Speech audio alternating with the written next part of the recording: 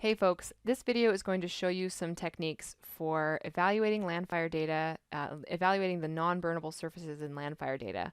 So we're just going to quickly go over two different techniques to do that. One is using the Interagency Fuel Treatment Decision Support System, or IFTDSS, and the other is using ArcPro. So let's get started. First of all, this whole evaluation process is outlined in a video that you can find on YouTube. You can also find it on the LANDFIRE YouTube channel. As well as sparkedresources.weebly.com, which includes a PDF document that outlines some of these steps for evaluating these different parts of the LANDFIRE product. The application for what we're doing here is just looking and getting really more familiar with the LANDFIRE values that are for our site. We want to make sure that we understand them and that we feel like they're representing our area well. And if they're not, then maybe there are some steps we can take that we can do to improve the way that it's representing our landscape. So I'm in the IFTDSS system here, and you can request a login to IFTDSS. It's a very helpful program for all kinds of landscape assessments and field treatment effectiveness especially. So I'm going to go to my workspace where I have already downloaded a landscape, and I'm going to view this on the map.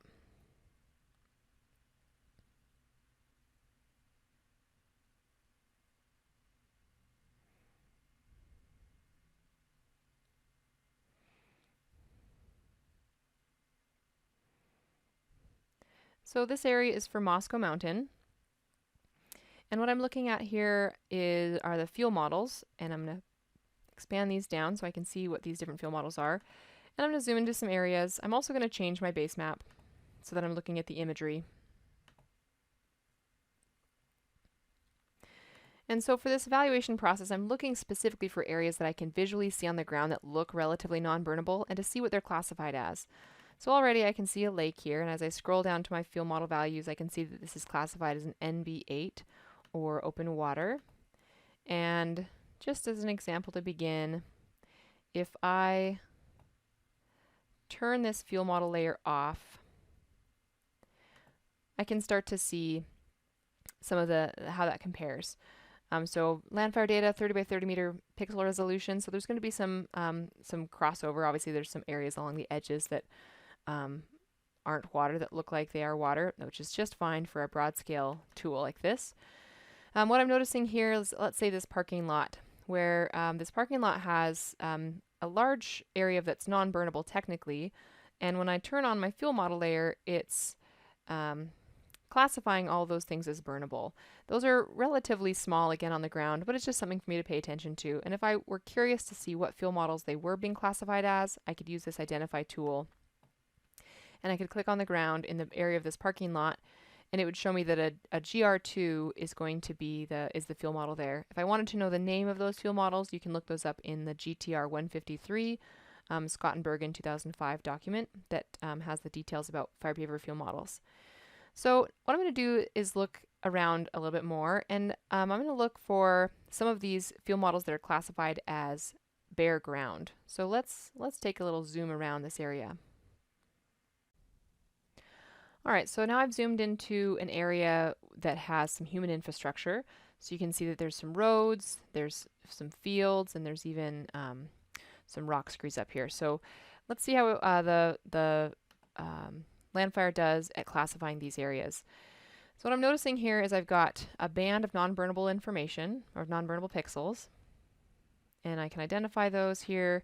So we've got non-burnable 1. And what's interesting is that this road that is actually the main highway that comes down here is not classified as non-burnable.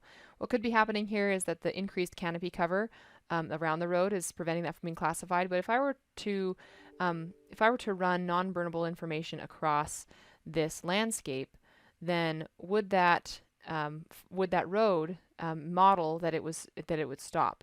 If I believe in reality that it would stop, and in the modeling world it wouldn't, then I might need to make some adjustments to my fuel models along this road so that it would indeed stop the fire behavior in a modeled scenario.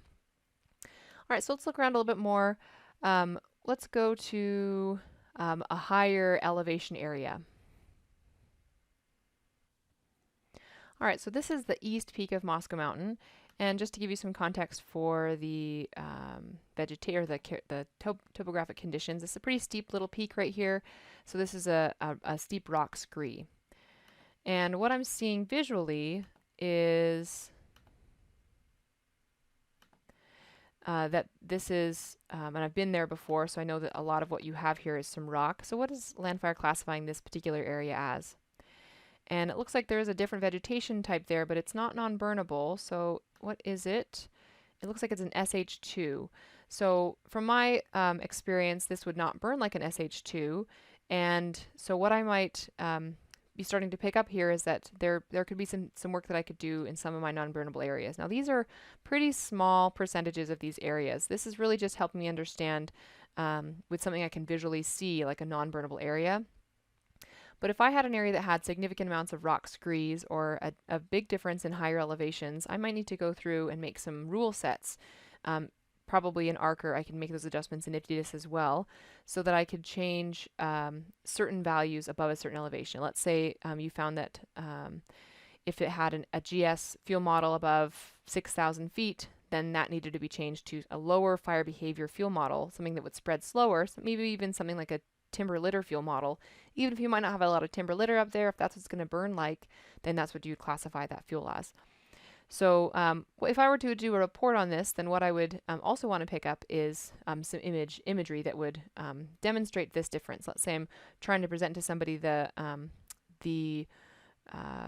different areas that might be needing to be changed in LANDFIRE, or how they're representing these areas. So I could take some screen captures. So what I could show here, and I've done this already, so I've got a screen capture of one area and screen capture of that same area with the LANDFIRE fuel models turned on. And in the notes, I would include that this is a rock scree and it's classifying as an SH2, and that I might recommend that it change to some other fuel model. So zooming around your landscape, and what this again helps you do is really get familiar with what exists on your landscape, which is really important so that you understand how these data are then moved toward fire behavior modeling. If you don't understand what the fire behavior modeling system is using, then you wouldn't be able to understand how to interpret it. Okay, so that's using IFTDSS to compare the non-burnable areas to a visual map. So let's take a look at how we can look at non-burnable pixels in ArcPro. When I have my LANDFIRE data downloaded, you can download this from landfire.gov using some instructions from other videos. And I've also gone ahead and organized these into a geodatabase for my project because I'm using ArcPro and I intend on using this data quite a lot. So I went ahead and labeled my my geodatabase Moscow Mountain, and I imported each of these these rasters into this project, and that's just going to save me time later. So I've also then I drug the layer on over here to my contents pane, and what I'm first going to do, I'm just interested in the non-burnable areas right now. I'm going to open my attribute table. Alright, so I'm going to highlight all of my non-burnable pixels. Sometimes I just highlight the NB9s for the bare ground. In this case, a lot of what I'm seeing classified for my non-burnables are mostly infrastructure and water, so I'm going to take a look at them all. So I've highlighted those things, and then I'm going to go to my my geoprocessing tools and search for raster calculator. And I'm going to highlight this into the equation box, and this is going to create an output raster. And the output raster that it creates is going to be with only the things that I've highlighted. So I could theoretically make one new layer for each of those non-burnable cells. We'll just use it this way for now. And so notice that it's saving in by default into my Moscow Mountain geodatabase that I created, which is why I made that, so that they would be saved to a reasonable location.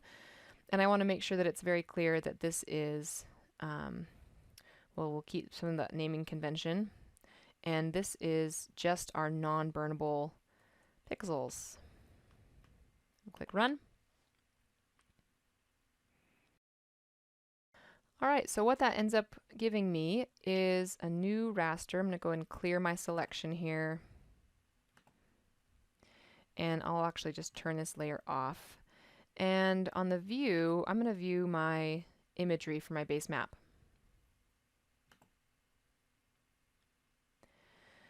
So by having these pixels pulled out, I can get a lot clearer idea of what's underneath them. So there's definitely some advantages to having gone and taken these extra steps to get this into ArcPro.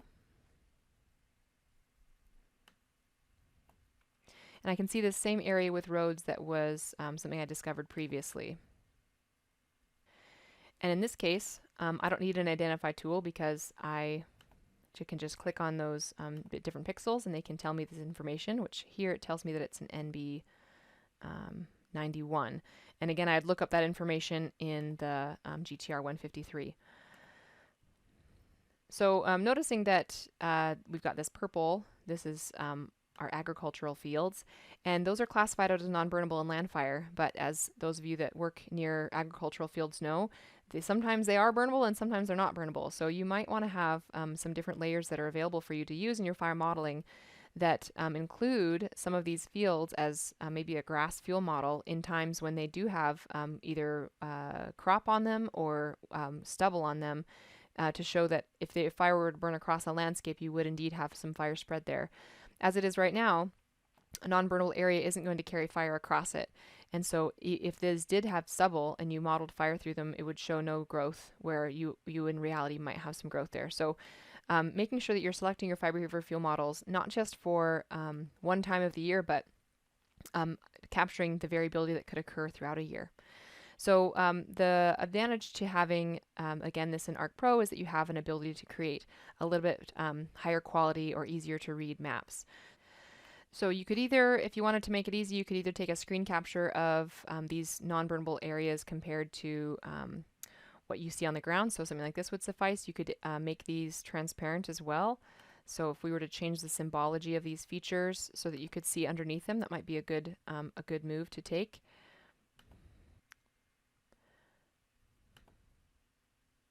So under this Appearance tab, if I click on this layer, I've got Appearance, and I can change this this transparency.